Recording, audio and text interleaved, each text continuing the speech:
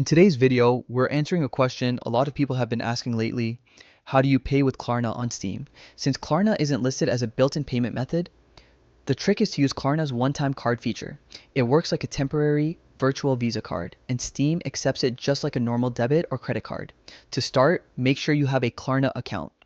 You'll also need the Klarna mobile app since creating a one-time card is much easier there, although you can use the website if you really need to. Once you're inside the Klarna app, tap on Pay or look for the section called One-Time Card. Choose the option to create a new card and Klarna will ask how much you want to spend. Enter the full price of the game, including taxes or any extra fees. Klarna will then generate a virtual Visa card.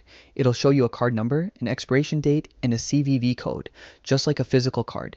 Keep that screen open or copy the info somewhere safe. Now go over to Steam, add the game you want to your cart, and proceed to checkout. When you reach the payment page, choose the option to pay with a credit or debit card. Enter the Klarna one-time card details exactly as shown. Card number, expiry date, CVV, and make sure the billing address matches the one connected to your Klarna account. Once you finish checkout, Klarna will handle the payment on their side. Depending on what Klarna offers you, you may be able to split the purchase into installments or pay everything at once. Both options work as long as your Klarna account is approved for the amount. This method works because Steam accepts Visa and MasterCard, which makes the one-time card compatible with the store. There are a couple of things to keep in mind.